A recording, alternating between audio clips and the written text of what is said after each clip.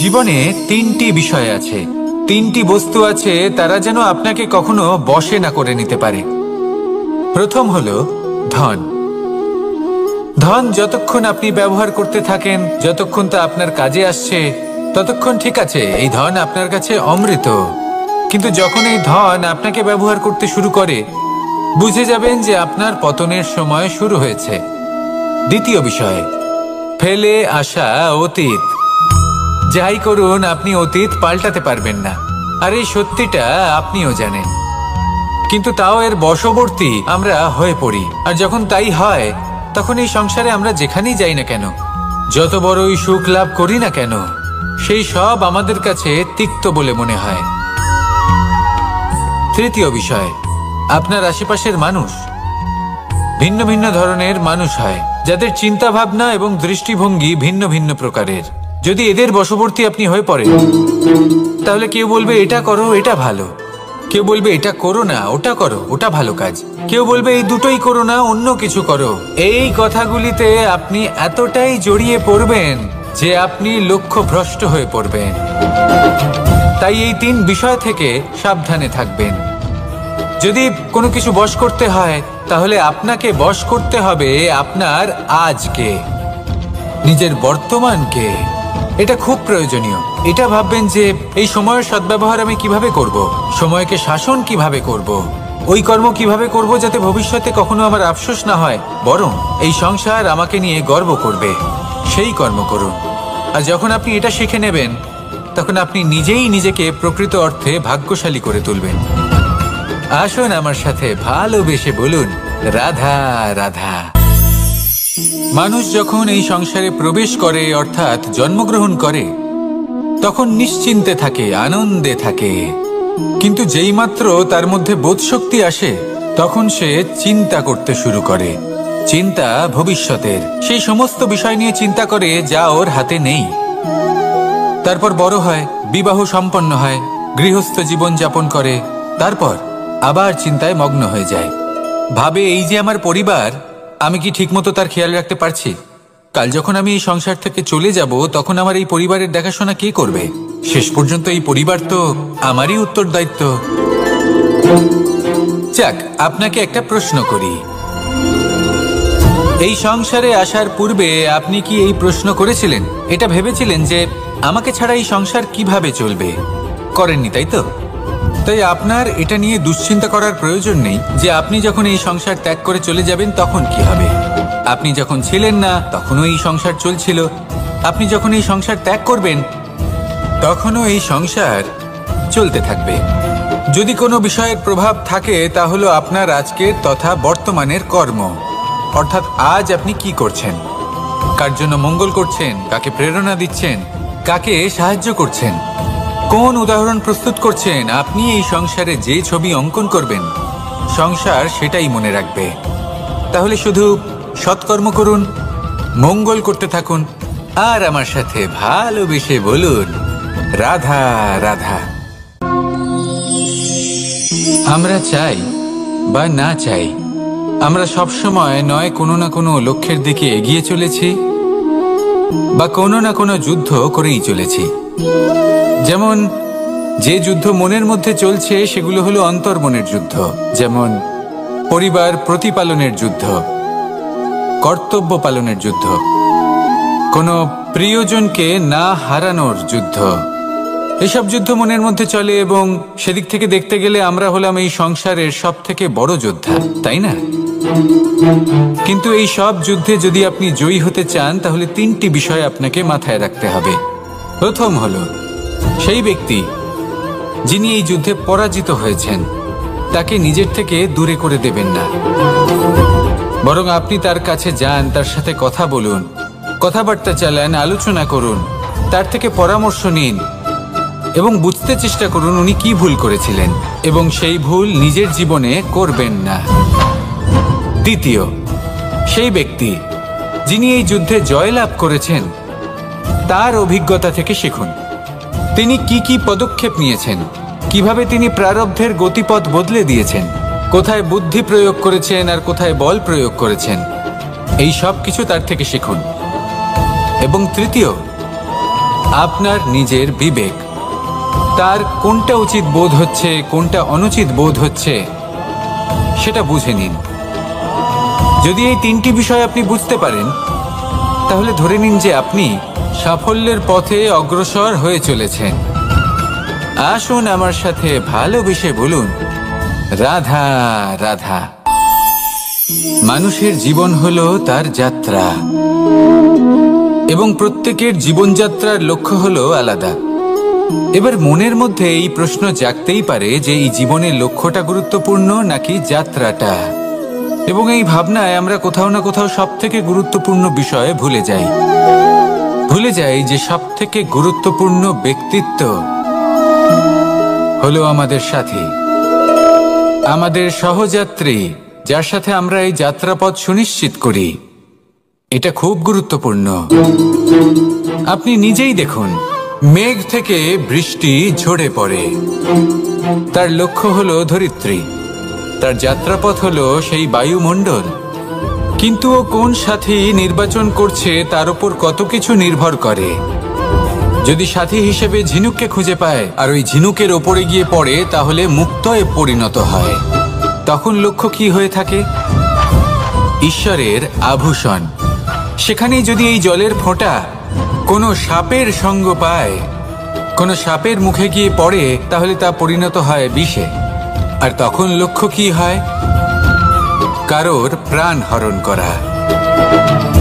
এই উদাহরণ স্থির করে যে আমাদের জীবনে সাথীর নির্বাচন হলো অত্যন্ত আবশ্যক এবং অত্যন্ত গুরুত্বপূর্ণ বিষয়। কারণ সাথীর প্রভাব শুধু যে আপনার পথে পড়বে তা নয়, আপনার লক্ষ্যের ওপরও পড়বে। কখনো কখনো কেউ আপনার লক্ষ্য বদলে দেবে, কখনো উচিতভাবে, কখনো অনুচিতভাবে। সেটা আপনার নির্বাচনের উপর নির্ভর করছে। তাহলে একজন শ্রেষ্ঠ সাথী নির্বাচন করুন আর আমার সাথে ভালোবেসে বলুন, রাধা রাধা। মানুষ বর্তমানে নিজের জীবন অতিবাহিত করেন, কিন্তু তার জীবনে অতীতকাল এবং ভবিষ্যৎকাল এই দুটোরই সমান গুরুত্ব রয়েছে। অতীতকাল অতিবাহিত হয়ে গেছে এবং সেটা জীবিত থাকে আমাদের স্মৃতি হিসেবে, এবং ভবিষ্যৎ হলো সেটাই যেটা আমরা শুধুমাত্র কল্পনাই করতে পারি। এবার অতীতের কিছু স্মৃতি এমন থাকে যা আমাদের কাছে আনন্দময় হয় না, তা কটু হয়, দুঃখজনক হয়, যন্ত্রণাদায়ক হয়। আমরা যা কিছুই করি তা বদলে ফেলতে পারবো না, কিন্তু ভবিষ্যৎকাল সেটা আমরা রচনা অবশ্যই করতে পারি, যদি আজ আমরা শ্রেষ্ঠ কর্ম করি। যদি আজকের এই দিনটা আমরা আনন্দের সাথে অতিবাহিত করি, সুখের সাথে অতিবাহিত করি, এক একটা মুহূর্ত আমরা আনন্দ এবং ভালোবাসার সাথে অতিবাহিত করি, আপনার আজকের এই কর্ম আপনার ভবিষ্যৎ নির্ধারণ করবে। আজ আপনি যেভাবে জীবন কাটাবেন তা ভবিষ্যতে গিয়ে অতীতকালে পরিণত হবে। আর তখন আপনি এমন স্মৃতি খুঁজে পাবেন যেখানে আপনি প্রত্যেকটি মুহূর্ত প্রেম এবং আনন্দের সাথে অতিবাহিত করেছেন, এবং সেই স্মৃতি মধুর হবে। তাহলে আজ শ্রেষ্ঠ এবং উচিত কর্ম করুন। আপনি নিশ্চিত রূপে একটি উজ্জ্বল, শুদ্ধ, পবিত্র এবং আনন্দময় ভবিষ্যৎ লাভ করবেন। আসুন আমার সাথে ভালোবেসে বলুন, রাধা রাধা। প্রত্যেক মানুষ নিজের জীবনে হীরক তথা হিরে এবং দর্পণ এই দুই দেখেছেন। এই দুই হলো সাদা, এবং এরা দুজনেই আলোর প্রতিফলন ঘটায় এবং এরা দুজনেই উজ্জ্বল হয়ে ওঠে। আপনি হয়তো মনে মনে ভাবছেন যে এটা কি ধরনের তুলনা করছি। একটা হিরে তো রত্ন, তার মূল্য দর্পণের থেকে অনেক গুণ বেশি। কিন্তু হিরে থাকাতে দর্পণের মূল্য কিন্তু কোনো অংশে কমে যায় না, তাই না? মানুষ যখন হিরে নিজের হাতে নেয় তখন সবার আগে কি খোঁজে? দর্পণ, যাতে তার মধ্যে দিয়ে দেখে সে বুঝতে পারে যে সেই হিরে আদৌ তার শোভাবর্ধন করছে কিনা, তাকে ভালো দেখাচ্ছে কিনা, প্রসাধনের জন্য সেটা ব্যবহার করা ঠিক হবে কিনা। অর্থাৎ হীরের উপস্থিতিতে দর্পণের গুরুত্ব কম হলো না, দর্পণের কারণে হীরের মূল্য বোঝা গেল। আমাদের জীবনেও ঠিক এরকমই ঘটে। আপনারা যদি সংসারে নিজের আশেপাশে দেখেন, এমন অনেক মানুষ দেখতে পাবেন যারা নিজেদের ক্ষেত্রে মহান স্থানে পৌঁছেছেন, নিপুণ এবং শ্রেষ্ঠ হয়েছেন। আর তাদের মধ্যে আপনার নিজের মনে হয় যেন আপনি হলেন দর্পণ। নিজেকে ছোট মনে করবেন না। আপনার মূল্য কম হচ্ছে না, আপনার নিজস্ব মূল্য আছে। আর যদি আপনার অস্তিত্ব না থাকে তাহলে ওনাদের অস্তিত্বের মূল্য সংসার বুঝতেই পারবে না। জীবনে সবসময় চেষ্টা করবেন যাতে আপনি আরো বেশি শ্রেষ্ঠ হয়ে উঠতে পারেন। আপনি নিজে যে স্থানে আছেন সেটাকে ছোট মনে করবেন না, তারও নিজস্ব একটা মূল্য আছে। যদি আপনি হিরে হয়ে থাকেন তাহলে অহংকার করবেন না, যদি আপনি দর্পণ হয়ে থাকেন তাহলে নিজেকে ছোট মনে করবেন না। আসুন আর আমার সাথে ভালোবেসে বলুন, রাধা রাধা। পাপ এবং পুণ্য, এই দুই হলো সংসারের এমন দুই বিন্দু যাকে কেন্দ্র করে এই সংসারের চক্র ঘুরতে থাকে। আমরা যদি কোনো কর্ম বিচার করি, হয় পুণ্য নয় পাপের দৃষ্টিভঙ্গি দিয়ে, এটা হয় পুণ্য না হলে পাপ। কিন্তু এই পাপ এবং পুণ্য এই দুই নির্ভর করে প্রত্যেক মানুষের ওপর, তার চিন্তাধারা, তার পরিস্থিতির ওপর। ধরুন এমন একজন মানুষ যিনি অনেক দিন ধরে বনে পথ হারিয়েছেন, অনেক দিন হয়তো উনি কোনো খাবার খাননি। এবার এমন পরিস্থিতি চলে এসছে যে এবার যদি উনি খাবার না খান তাহলে হয়তো জীবিতই থাকবেন না। আর এমন অবস্থায় ওনার সামনে যদি কোনো প্রাণী আসে তাহলে তাকে শিকার করা, এটা কিন্তু তার কাছে পাপ নয়, এটা তো জীবিত থাকার একমাত্র উপায়। এটা তার কাছে পুণ্য সম। আর যদি আমি এমন একজন ব্যক্তির কথা বলি যিনি সরল, যিনি একটি সুখী, শান্ত, সুরক্ষিত জীবনযাপন করছেন, তার কাছে কিন্তু এটা পাপ। এইরকমই এই সংসারে ভিন্ন ভিন্ন পরিভাষা আছে পাপ এবং পুণ্যের। তার মধ্যে যদি আমি আপনাকে একটি সরল পরিভাষা দিই, সেটা হলো জীবনে যখনই কোনো কর্ম করবেন সেটা নিয়ে একটু ভেবে দেখুন যে এই যে কাজটা আমি করছি তার ফলে এই যে অন্য মানুষেরা আছেন এই সংসারে, তারা কি দুঃখ পাবেন? যদি তারা দুঃখ পান তাহলে সেটা পাপ। যদি আপনি এমন কোনো কর্ম করেন যার ফলে অন্যরা প্রসন্নতা লাভ করেন, তাদের মুখে হাসি ফুটে ওঠে, যদি তারা প্রেরিত হন, জীবনে সামনে এগোতে পারেন, তাদের বিকাশ হয়, তাহলে এটা হলো পুণ্য। তাই জীবনে সবসময় পুণ্য করতে থাকুন আর আমার সাথে ভালোবেসে বলুন, রাধা রাধা। তালা অনেক পুরনো একটা আবিষ্কার। যবে থেকে এই সংসারে বহুমূল্য বস্তু নির্মিত হয়েছে তবে থেকেই এই তালা নির্মাণ হয়েছে, তবে থেকে এর ব্যবহার করা হয়েছে যাতে উচিত সময় এলে পরে আমরা আমাদের বহুমূল্য জিনিসগুলো সুরক্ষিত রাখতে পারি এবং সময় এলে পরে বের করে সেগুলি ব্যবহার করতে পারি।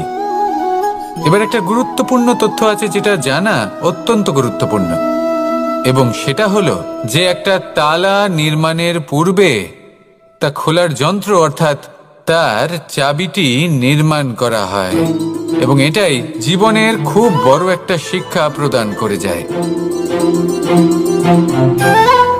আমাদের জীবনে যখনই কোনো সমস্যা আসে তখন ভয়ভীত হওয়ার কোনো দরকার নেই, কারণ এই প্রকৃতি, এই ঈশ্বর এই সমস্যার সমাধান তথা এর চাবি আগে থেকেই নির্মাণ করে রেখে দিয়েছেন। শুধু দরকার হলো সেই সমস্যার ঊর্ধ্বে উঠে সেই সমাধান খুঁজে বের করা। মানুষ অনেক সময় সমস্যা দেখে ভীত হয়ে পড়েন, চিন্তিত হয়ে পড়েন, নিজের বিবেক হারিয়ে ফেলেন। আপনার শুধু এই মনকে শান্ত করা প্রয়োজন। এই শান্ত মনের সাথে এই সমস্যার নিবারণ খুঁজে নিতে হবে। তাই সমস্যা যতই তীব্র হোক না কেন ভয় পাওয়ার কোনো প্রয়োজন নেই। পরম শান্ত মনে সমাধান খুঁজে বের করুন। আসুন আমার সাথে ভালোবেসে বলুন, রাধা রাধা। এ হলো রামায়ণের সময়কালের কথা। সেতু নির্মাণ করার কাজ চলছিল। সমস্ত বানর সেনা এই কাজে নিযুক্ত হয়েছিলেন। বড় বড় পাথর তুলে নিয়ে এই বানর সেনা সমুদ্রে ফেলছিলেন। এই কাজ চলছিল। এমন সময় ছোট্ট একটা কাঠবিড়ালি এলো। ছোট ছোট মাটির ডেলা হাতে নিয়ে সাগরের কাছে যাচ্ছিল আর বড় বড় পাথরের পাশে রেখে দিচ্ছিল, যথাসম্ভব সেখানে রেখে আসছিল। সারা দিন ধরে সে এই পরিশ্রম করেই যাচ্ছিল। এবার শ্রীরাম তার এই কাজ দেখতে পেলেন।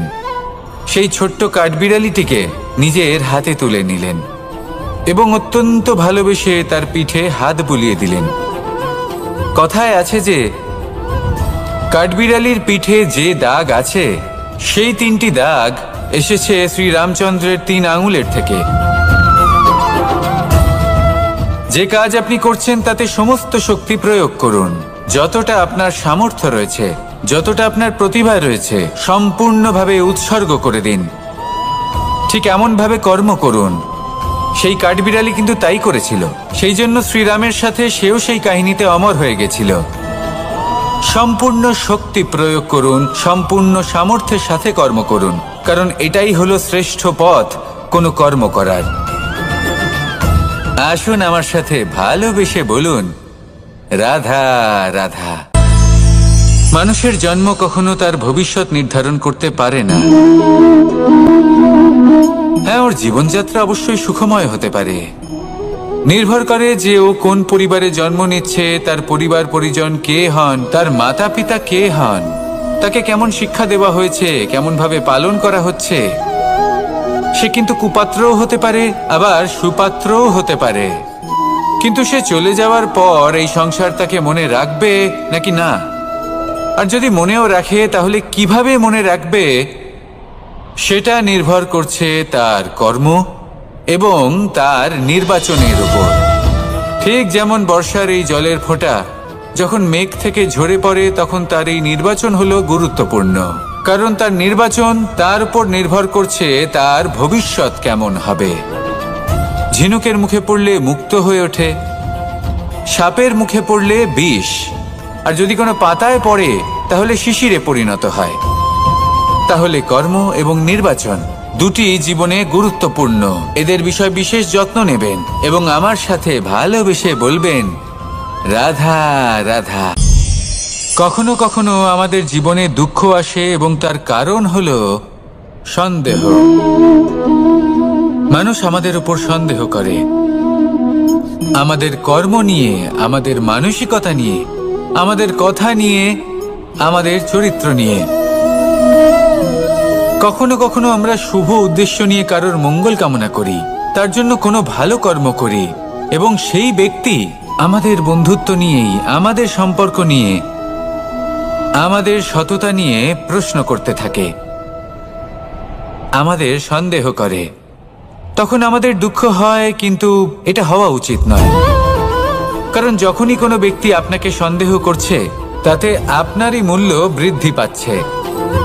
এবার আপনি বলবেন, এ কি করে সম্ভব হতে পারে? একটা কথা বলুন, আপনি কখনো শুনেছেন যে কয়লার শুদ্ধতার পরিমাপ করা হচ্ছে? শোনেননি, কারণ এমনটা কখনো হয়ই না। শুদ্ধতার পরখ শুধুমাত্র সোনার ক্ষেত্রে করা হয়, শুধুই তার শুদ্ধতা নিয়ে সন্দেহ প্রকাশ করা হয়। এই সোনাকে পরখ করা হয়, আর যখন এই সোনা এই পরীক্ষায় উত্তীর্ণ হয়, তখন সেই সোনা কতটা মূল্যবান সেটা সংসার জানতে পারে। সেই রকমই এই সংসার আপনাকেও পরখ করবে। যখন আপনি এই পরীক্ষায় উত্তীর্ণ হবেন, তখন আপনার মূল্য কতটা অধিক সেটা এই সংসারও জানতে পারবে। সেই জন্য যখনই কেউ আপনার উপর সন্দেহ করবে, দুঃখ পাবেন না। শুধু এই কথাটার খেয়াল রাখবেন, আপনি কি উচিত পথে চলেছেন, উচিত কর্ম করছেন। সকলের প্রতি আপনার মনে যেন সদ্ভাবনা থাকে, এবং হ্যাঁ, আপনি যেন আমার সাথে ভালোবেসে বলেন, রাধা রাধা। আমরা সবাই সূর্যকে সম্মান করি, ওনাকে শ্রদ্ধা করি, ওনাকে পুজো করি। এই সূর্য আমাদের শক্তি প্রদান করেন, প্রকাশ প্রদান করেন। কখনো কখনো উষ্ণতা এতটাই বাড়িয়ে তোলেন, এতটাই তপ্ত করে তোলেন, আমাদের একথা মনে হয় যে আমাদের এই শরীর জ্বলে যাচ্ছে। তখনও আমরা বিরোধিতা করি না, তাকে কটু কথা শোনাই না, আমরা সসম্মানে তা গ্রহণ করি। কেন কেন করি? কারণ আমরা জানি যে সন্ধেবেলা যখন সূর্যাস্ত হবে, তখন শুধুমাত্র অন্ধকার বাকি থাকবে। ঠিক কিছুটা এরকমই হয় আমাদের মাতা পিতাও, যিনি আমাদের জন্ম দেন, আমাদের ভরণ পোষণ করেন, আমাদের বড় করেন, আমাদের প্রেম প্রদান করেন। কখনো কখনো তাদের মুখ থেকে কটু কথা নিঃসৃত হয়, আমাদের দুঃখ হয়, কিন্তু তখন আমাদের এটা বোঝা উচিত এগুলি নিঃসৃত হচ্ছে আমাদেরই মঙ্গলের জন্য। যেমন সূর্যদেব, উনিও উত্তাপ দিয়ে থাকেন, আমাদেরই মঙ্গলের জন্য, যাতে ফসল পাকতে পারে, যাতে জল বাষ্প হয়ে মেঘ হতে পারে, বৃষ্টি হতে পারে, আর এই সংসারে নিরন্তর জলের প্রবাহ থাকে। আমাদের মাতা পিতা, তাদের কঠোর আচরণ, তাদের কঠোর অনুশাসনের পেছনে লুকিয়ে থাকে ওনাদের ভালোবাসা। আমাদের তা বুঝতে হবে, সসম্মানে ওনাদের গ্রহণ করতে হবে। কারণ ঠিক সূর্যাস্তের পরে যেমন চতুর্দিক অন্ধকারচ্ছন্ন হয়ে যায়, তেমনি আমাদের জীবন থেকে যখন আমাদের মাতা পিতা চলে যায়, তখন আমাদের জীবনেও শুধু এবং শুধুমাত্র অন্ধকারই ছেয়ে থাকে। সেই জন্য নিজের মাতা পিতাকে সম্মান করুন, ওনাদের ভালোবাসা প্রদান করুন।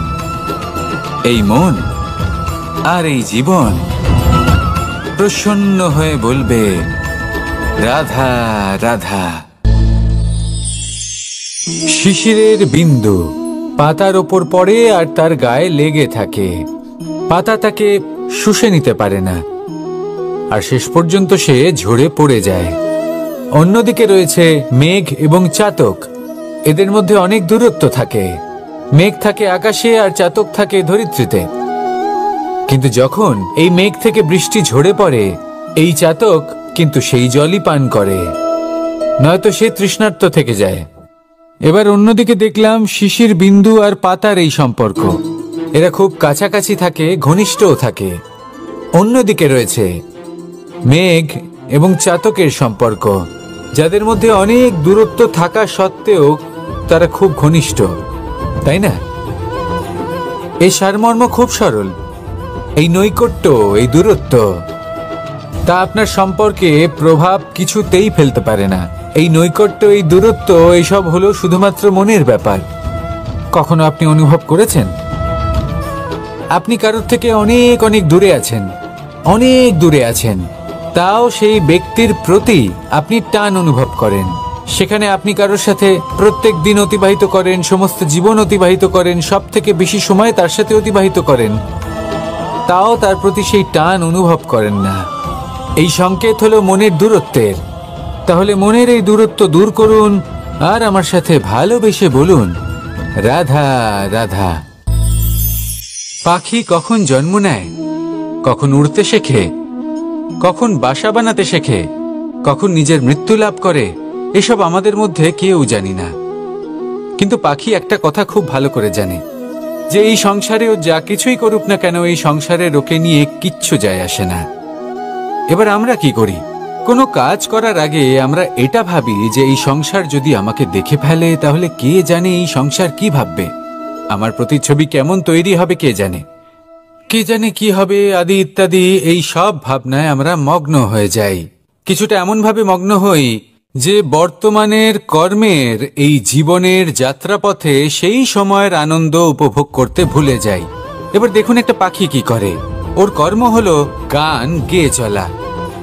ওই পাখি গেয়ে চলে, কেউ ওর গান শুনুক বা না শুনুক, কেউ আদৌ শুনছে কিনা সেই বিষয়টা নিয়ে সেই পাখির কিছুই যায় আসে না। সেই পাখি নিজের কর্ম করতে থাকে। হয়তো সেই জন্যই আপনি কখনো কোনো পাখিকে কাঁদতে দেখবেন না। এরকমই আপনাকে নিজেকে গড়ে তুলতে হবে। প্রথমে নিজেকে জিজ্ঞেস করুন, এই যে কর্ম আমি করতে চলেছি সেটা কি উচিত? যদি আপনার মনে হয় সেটা উচিত, তাহলে সেটা প্রমাণ করুন। এটা ভাববেন না যে এই সংসার কি ভাববে।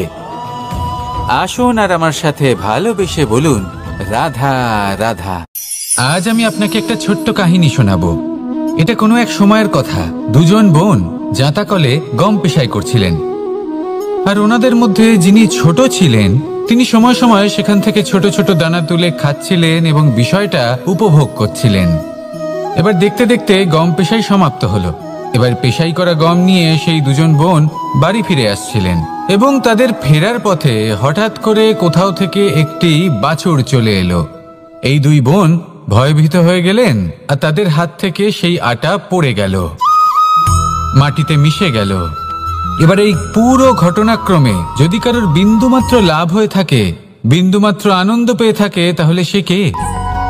সেই ছোট বোন, যিনি মাঝে মাঝেই গমের দানা তুলছিলেন এবং খাচ্ছিলেন। কিছুটা হলেও উনি আনন্দ লাভ করেছিলেন। এবার এরকমই হলো আমাদের জীবনে ভক্তি এবং ভালোবাসা সংক্রান্ত বিষয়ে। মানুষ নিজের জীবনের দৈনিক কাজে এতটাই ব্যস্ত হয়ে পড়েন, প্রত্যেকদিন শুধু কাজ কাজ কাজ কাজ করতে থাকেন, আর তাতে ভক্তি এবং ভালোবাসার জন্য সময় বার করতেই পারেন না।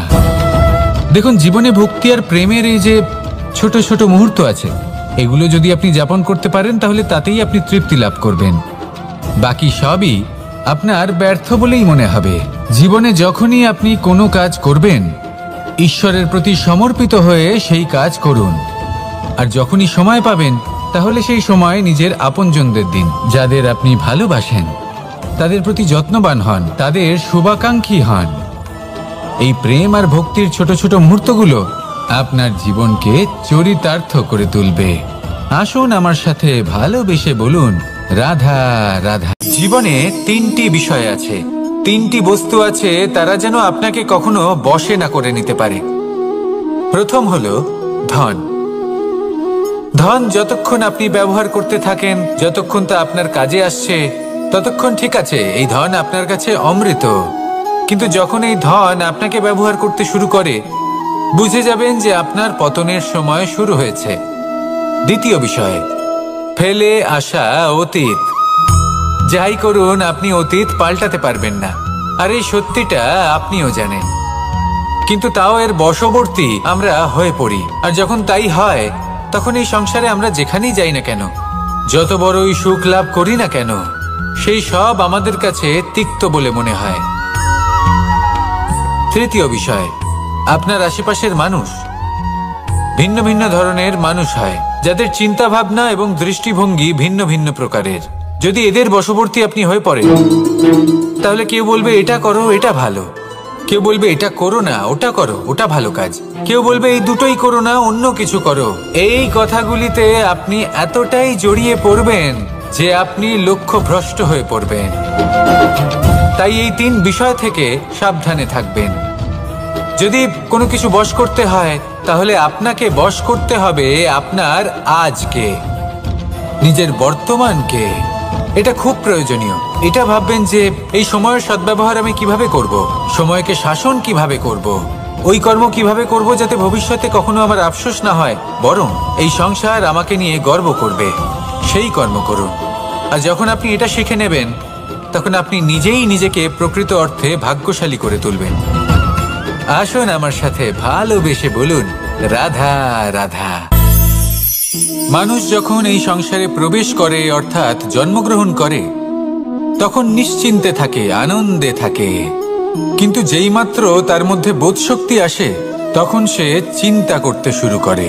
চিন্তা ভবিষ্যতের, সেই সমস্ত বিষয় নিয়ে চিন্তা করে যা ওর হাতে নেই। তারপর বড় হয়, বিবাহ সম্পন্ন হয়, গৃহস্থ জীবন যাপন করে, তারপর আবার চিন্তায় মগ্ন হয়ে যায়। ভাবে এই যে আমার পরিবার, আমি কি ঠিকমতো তার খেয়াল রাখতে পারছি? কাল যখন আমি এই সংসার থেকে চলে যাব, তখন আমার এই পরিবারের দেখাশোনা কে করবে? শেষ পর্যন্ত এই পরিবার তো আমারই উত্তরদায়িত্ব। যাক, আপনাকে একটা প্রশ্ন করি। এই সংসারে আসার পূর্বে আপনি কি এই প্রশ্ন করেছিলেন, এটা ভেবেছিলেন যে আমাকে ছাড়া এই সংসার কিভাবে চলবে? করেননি, তাই তো? তাই আপনার এটা নিয়ে দুশ্চিন্তা করার প্রয়োজন নেই যে আপনি যখন এই সংসার ত্যাগ করে চলে যাবেন তখন কি হবে। আপনি যখন ছিলেন না, তখনও এই সংসার চলছিল। আপনি যখন এই সংসার ত্যাগ করবেন, তখনও এই সংসার চলতে থাকবে। যদি কোনো বিষয়ের প্রভাব থাকে, তা হলো আপনার আজকের তথা বর্তমানের কর্ম। অর্থাৎ আজ আপনি কি করছেন, কার জন্য মঙ্গল করছেন, কাকে প্রেরণা দিচ্ছেন, কাকে সাহায্য করছেন, কোন উদাহরণ প্রস্তুত করছেন। আপনি এই সংসারে যে ছবি অঙ্কন করবেন, সংসার সেটাই মনে রাখবে। তাহলে শুধু সৎকর্ম করুন, মঙ্গল করতে থাকুন, আর আমার সাথে ভালোবেসে বলুন, রাধা রাধা। আমরা চাই বা না চাই, আমরা সবসময় নয় কোনো না কোনো লক্ষ্যের দিকে এগিয়ে চলেছি, বা কোনো না কোনো যুদ্ধ করেই চলেছি। যেমন যে যুদ্ধ মনের মধ্যে চলছে, সেগুলো হলো অন্তর্মনের যুদ্ধ। যেমন পরিবার প্রতিপালনের যুদ্ধ, কর্তব্য পালনের যুদ্ধ, কোনো প্রিয়জনকে না হারানোর যুদ্ধ। এসব যুদ্ধ মনের মধ্যে চলে, এবং সেদিক থেকে দেখতে গেলে আমরা হলাম এই সংসারের সব থেকে বড় যোদ্ধা, তাই না? কিন্তু এই সব যুদ্ধে যদি আপনি জয়ী হতে চান তাহলে 3টি বিষয় আপনাকে মাথায় রাখতে হবে। প্রথম হলো, সেই ব্যক্তি যিনি এই যুদ্ধে পরাজিত হয়েছেন তাকে নিজের থেকে দূরে করে দেবেন না, বরং আপনি তার কাছে যান, তার সাথে কথা বলুন, কথাবার্তা চালান, আলোচনা করুন, তার থেকে পরামর্শ নিন এবং বুঝতে চেষ্টা করুন উনি কি ভুল করেছিলেন এবং সেই ভুল নিজের জীবনে করবেন না। দ্বিতীয়, সেই ব্যক্তি যিনি এই যুদ্ধে জয়লাভ করেছেন তার অভিজ্ঞতা থেকে শিখুন। তিনি কি কি পদক্ষেপ নিয়েছেন, কিভাবে তিনি প্রারব্ধের গতিপথ বদলে দিয়েছেন, কোথায় বুদ্ধি প্রয়োগ করেছেন আর কোথায় বল প্রয়োগ করেছেন, এই সব কিছু তার থেকে শিখুন। এবং তৃতীয়, আপনার নিজের বিবেক, তার কোনটা উচিত বোধ হচ্ছে কোনটা অনুচিত বোধ হচ্ছে সেটা বুঝে নিন। যদি এই 3টি বিষয় আপনি বুঝতে পারেন তাহলে ধরে নিন যে আপনি সাফল্যের পথে অগ্রসর হয়ে চলেছেন। আসুন আমার সাথে ভালোবেসে বলুন, রাধা রাধা। মানুষের জীবন হলো তার যাত্রা এবং প্রত্যেকের জীবনযাত্রার লক্ষ্য হলো আলাদা।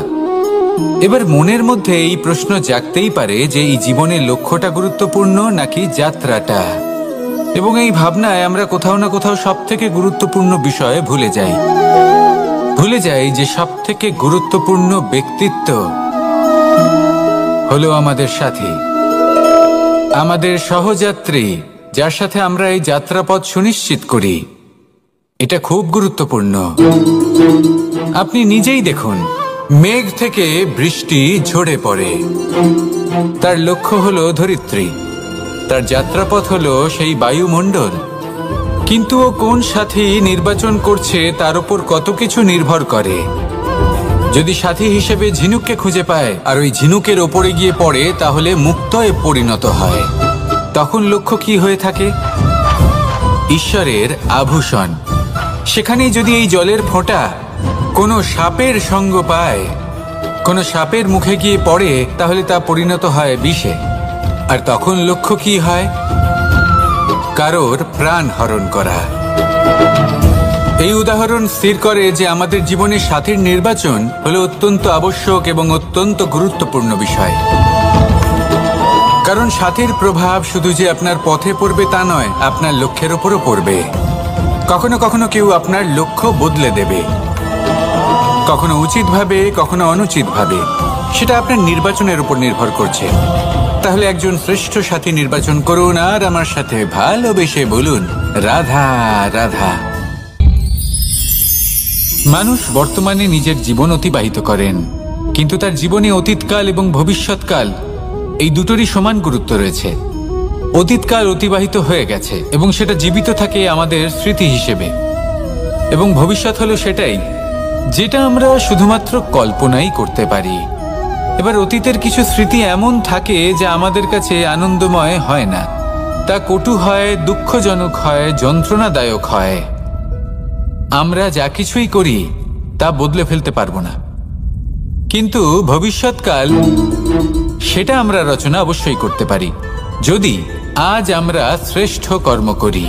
যদি আজকের এই দিনটা আমরা আনন্দের সাথে অতিবাহিত করি, সুখের সাথে অতিবাহিত করি, এক একটা মুহূর্ত আমরা আনন্দ এবং ভালোবাসার সাথে অতিবাহিত করি, আপনার আজকের এই কর্ম আপনার ভবিষ্যৎ নির্ধারণ করবে।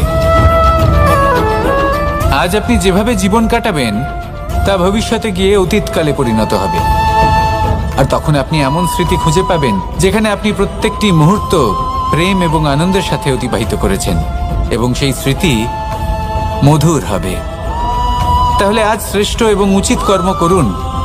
আপনি নিশ্চিত রূপে একটি উজ্জ্বল, শুদ্ধ, পবিত্র এবং আনন্দময় ভবিষ্যৎ লাভ করবেন। আসুন আমার সাথে ভালোবেসে বলুন, রাধা রাধা। প্রত্যেক মানুষ নিজের জীবনে হীরক তথা হিরে এবং দর্পণ এই দুই দেখেছেন। এই দুই হলো সাদা এবং এরা দুজনেই আলোর প্রতিফলন ঘটায় এবং এরা দুজনেই উজ্জ্বল হয়ে ওঠে। আপনি হয়তো মনে মনে ভাবছেন যে এটা কি ধরনের তুলনা করছি। একটা হিরে তো রত্ন, তার মূল্য দর্পণের থেকে অনেক গুণ বেশি। কিন্তু হিরে থাকাতে দর্পণের মূল্য কিন্তু কোনো অংশে কমে যায় না, তাই না? মানুষ যখন হিরে নিজের হাতে নেয় তখন সবার আগে কি খোঁজে? দর্পণ, যাতে তার মধ্যে দিয়ে দেখে সে বুঝতে পারে যে সেই হিরে আদৌ তার শোভাবর্ধন করছে কিনা, তাকে ভালো দেখাচ্ছে কিনা, প্রসাধনের জন্য সেটা ব্যবহার করা ঠিক হবে কিনা। অর্থাৎ হীরের উপস্থিতিতে দর্পণের গুরুত্ব কম হলো না, দর্পণের কারণে হীরের মূল্য বোঝা গেল। আমাদের জীবনেও ঠিক এরকমই ঘটে। আপনারা যদি সংসারে নিজের আশেপাশে দেখেন, এমন অনেক মানুষ দেখতে পাবেন যারা নিজেদের ক্ষেত্রে মহান স্থানে পৌঁছেছেন, নিপুণ এবং শ্রেষ্ঠ হয়েছেন। আর তাদের মধ্যে আপনার নিজের মনে হয় যেন আপনি হলেন দর্পণ। নিজেকে ছোট মনে করবেন না। আপনার মূল্য কম হচ্ছে না, আপনার নিজস্ব মূল্য আছে। আর যদি আপনার অস্তিত্ব না থাকে তাহলে ওনাদের অস্তিত্বের মূল্য সংসার বুঝতেই পারবে না। জীবনে সবসময় চেষ্টা করবেন যাতে আপনি আরো বেশি শ্রেষ্ঠ হয়ে উঠতে পারেন। আপনি নিজে যে স্থানে আছেন সেটাকে ছোট মনে করবেন না, তারও নিজস্ব একটা মূল্য আছে। যদি আপনি হিরে হয়ে থাকেন তাহলে অহংকার করবেন না, যদি আপনি দর্পণ হয়ে থাকেন তাহলে নিজেকে ছোট মনে করবেন না। আসুন আর আমার সাথে ভালোবেসে বলুন, রাধা রাধা। পাপ এবং পুণ্য, এই দুই হলো সংসারের এমন দুই বিন্দু যাকে কেন্দ্র করে এই সংসারের চক্র ঘুরতে থাকে। আমরা যদি কোনো কর্ম বিচার করি, হয় পুণ্য নয় পাপের দৃষ্টিভঙ্গি দিয়ে, এটা হয় পুণ্য না হলে পাপ। কিন্তু এই পাপ এবং পুণ্য এই দুই নির্ভর করে প্রত্যেক মানুষের ওপর, তার চিন্তাধারা, তার পরিস্থিতির ওপর। ধরুন এমন একজন মানুষ যিনি অনেক দিন ধরে বনে পথ হারিয়েছেন, অনেক দিন হয়তো উনি কোনো খাবার খাননি। এবার এমন পরিস্থিতি চলে এসছে যে এবার যদি উনি খাবার না খান তাহলে হয়তো জীবিতই থাকবেন না। আর এমন অবস্থায় ওনার সামনে যদি কোনো প্রাণী আসে তাহলে তাকে শিকার করা, এটা কিন্তু তার কাছে পাপ নয়, এটা তো জীবিত থাকার একমাত্র উপায়। এটা তার কাছে পুণ্য সম। আর যদি আমি এমন একজন ব্যক্তির কথা বলি যিনি সরল, যিনি একটি সুখী, শান্ত, সুরক্ষিত জীবনযাপন করছেন, তার কাছে কিন্তু এটা পাপ। এইরকমই এই সংসারে ভিন্ন ভিন্ন পরিভাষা আছে পাপ এবং পুণ্যের।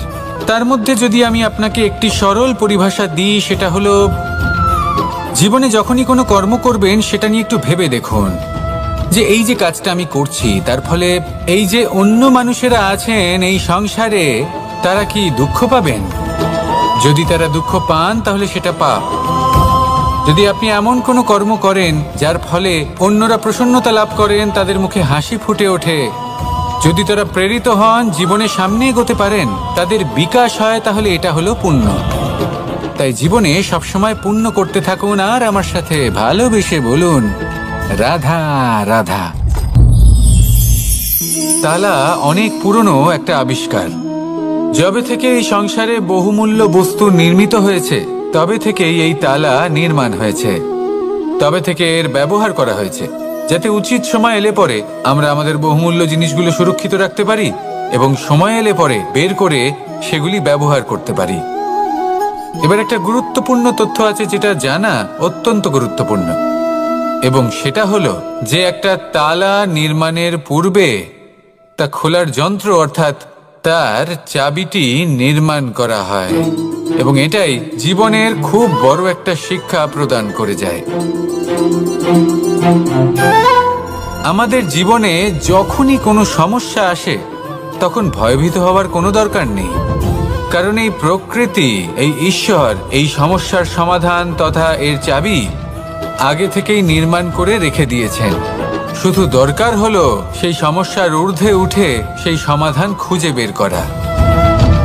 মানুষ অনেক সময় সমস্যা দেখে ভীত হয়ে পড়েন, চিন্তিত হয়ে পড়েন, নিজের বিবেক হারিয়ে ফেলেন। আপনার শুধু এই মনকে শান্ত করা প্রয়োজন। এই শান্ত মনের সাথে এই সমস্যার নিবারণ খুঁজে নিতে হবে। তাই সমস্যা যতই তীব্র হোক না কেন, ভয় পাওয়ার কোনো প্রয়োজন নেই। পরম শান্ত মনে সমাধান খুঁজে বের করুন।